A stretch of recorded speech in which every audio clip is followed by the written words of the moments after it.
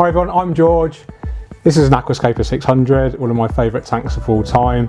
I'm at a friend's house. We're going to scape an Iwagumi. It's a lovely day. I'm super excited. I hope you are too. Let's go.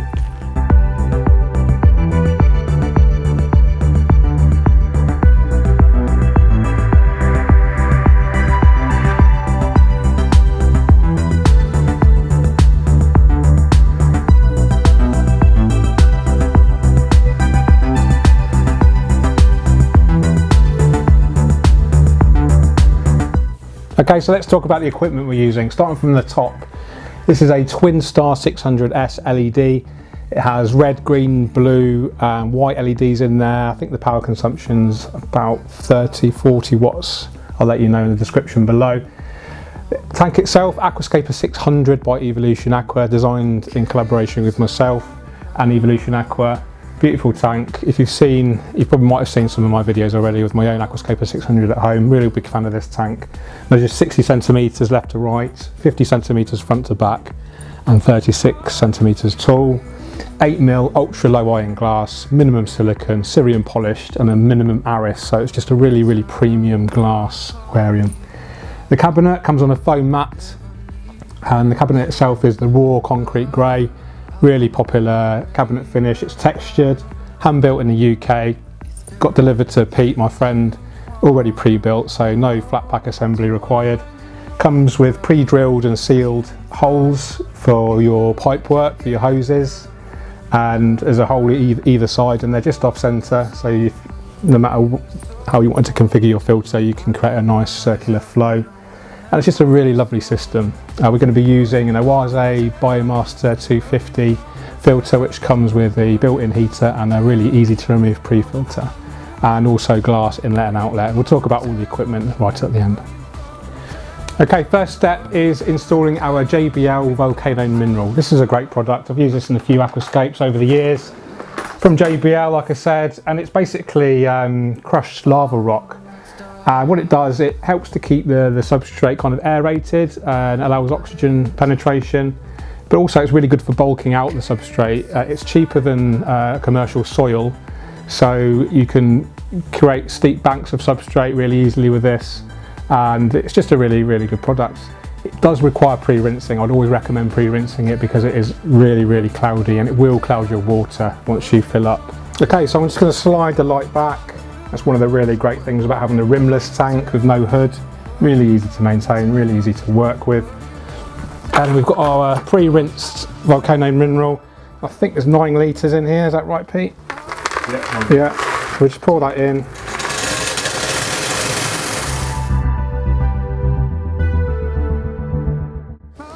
Okay, so we've got our Volcano Mineral in there. Now it's just a case of tidying it up a bit. I've got a scraper here. You can use a credit card or a set square. Be careful not to scratch the glass. What I like to do is actually keep a definite barrier away from the front glass, so we just have the soil showing at the front, which is just more aesthetically pleasing.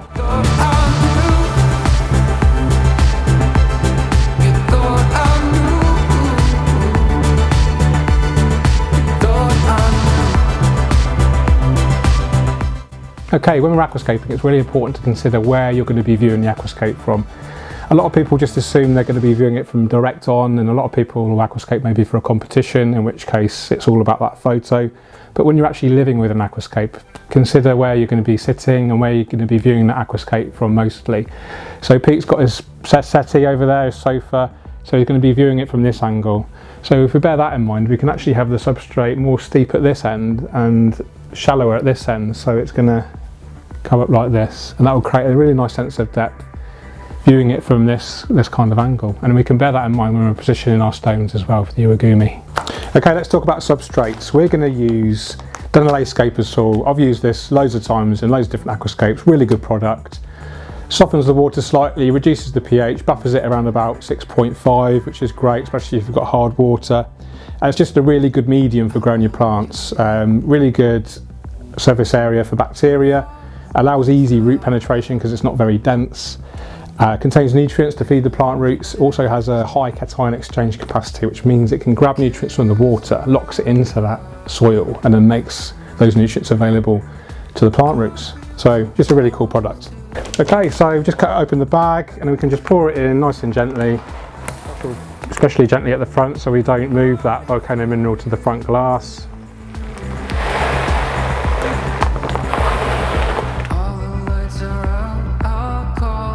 Okay, now it's a case of sloping the soil how we'd like it sloped. So like I said earlier, probably want it a little bit more steeper at the right hand side. We always have it shallower at the front. This helps to create the optical illusion that the tank is even deeper than it really is.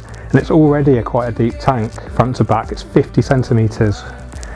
So being 60 centimetres long, 50 centimetres front to back is a really great footprint. A lot of people ask about the substrates, the soil sloping forward over time. But if you're using a lot of stone, a lot of rock, and carpeting plants, that holds it all. Yeah, so you don't really get that issue. So I thought I'd tell you a little bit of a story about how I met Pete and how this day has come together. So a couple of months back, probably October, November 2017, Pete popped into Aquarium Gardens, which is my local shop, and some of you may know I do a lot of work with the owner Dave Pierce. And yeah, Pete wandered in, been buying a lot of stuff online from Aquarium Gardens already, but decided to make the trip with a 2-3 hour drive. Yeah.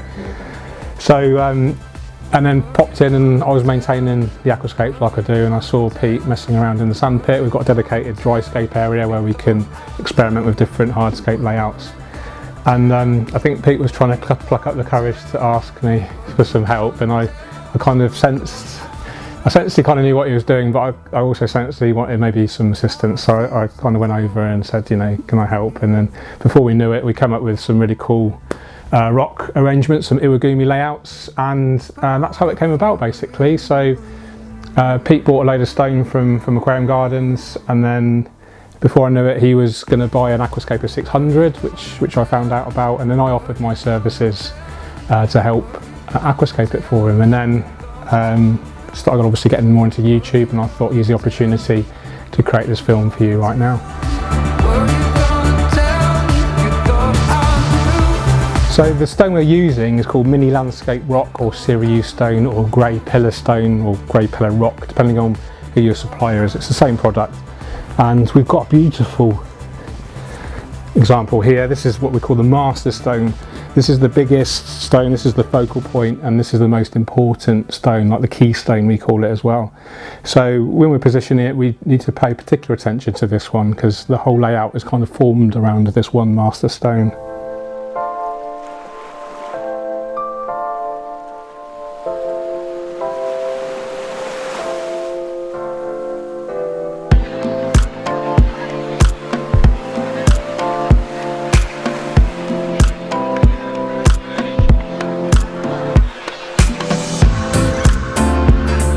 Okay, so I've positioned the camera where Pete's going to be viewing the tank from, and you can see hopefully it's accentuated that triangular effect that we're going for. So shallower substrate here, taller substrate up here, and there's a natural strata of the rock also flowing this way.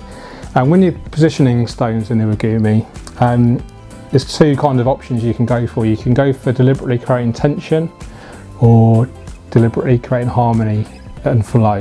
So when I say tension, I mean look at the natural lines in the rock. This is the strata, you can see that's flowing horizontally there. And then if you position another rock next to it, if you're creating tension, you'd actually have it deliberately almost at a right angle, like perpendicular. That's creating tension, or creating harmony and flow, flowing together. And you can use that principle to position your stones. But always start off with the biggest stone. That's the main stone, the focal point, the anchor stone, the keystone, lots of different words for it, basically the master stone. And then we work our way down in size as we progress with the layout. Okay, so working our way down in size, let's go for this one, and thinking about that strata, thinking about those natural lines.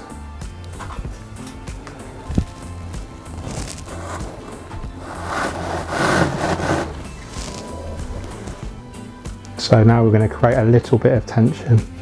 So we're positioning this deliberately at a right angle to the strata of the main stone.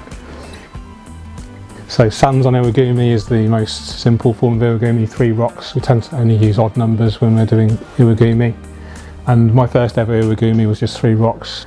If you watch my first ever YouTube video, I'll link it right now just for fun.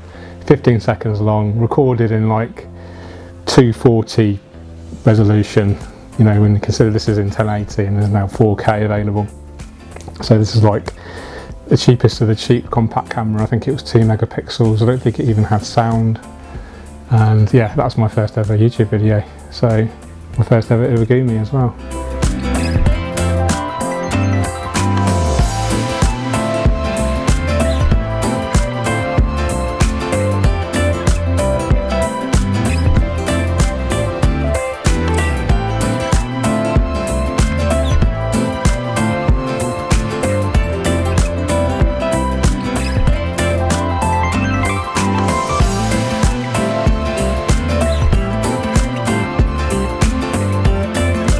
Hardscape's complete, really happy with it. Classic 5-stone Iwagumi, but with a distinct triangular kind of layout. And then I've set Pete to work. He's going to be preparing our plants. So we've got some tissue culture, Micranthemum Monte Carlo, about 15 pots. And then we've got some Echinodorus tenulis or Helanthrium tenulum, depending on which supplier you're using, but it is the same species of plant. So Pete's just preparing them now for us. Really easy, just splitting them up into individual portions.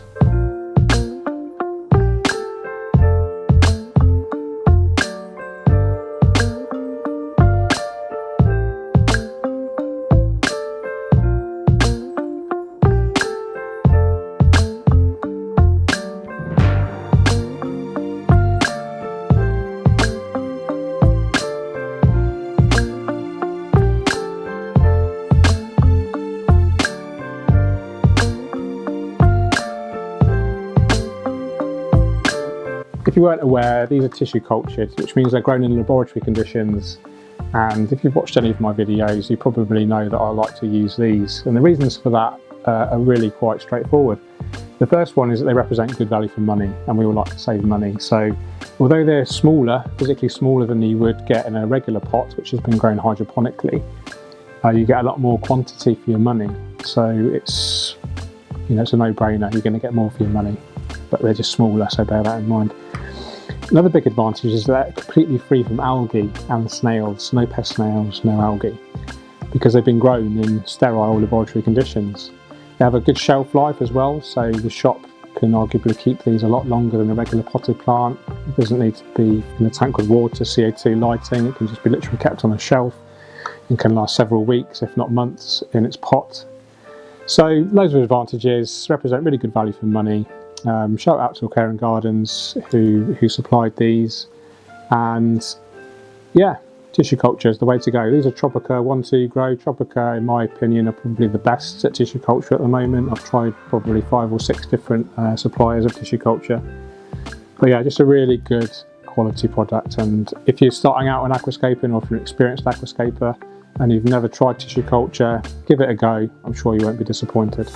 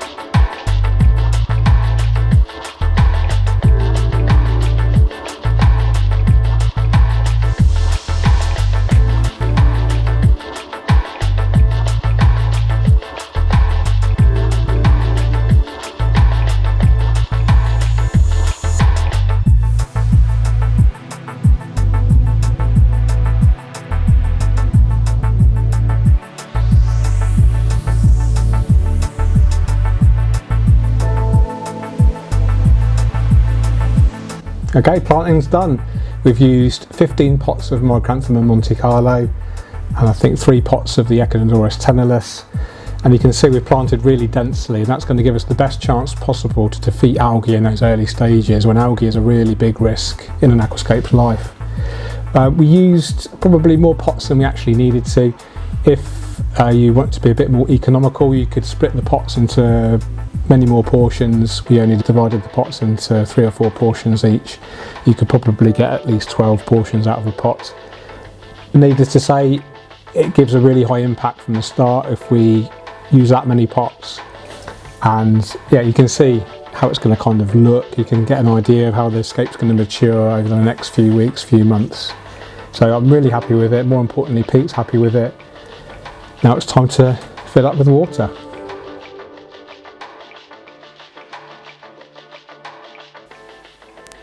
You mind me calling you Pete, or is it Peter? No, Pete's fine. Pete, yeah, cool. Good, because I've been calling you Pete, I think, in the video. Okay, so when we're aquascaping, I'll start again. Okay, so Pete's doing a great job at preparing the plants. I'm doing a great job at talking to the camera and aquascaping.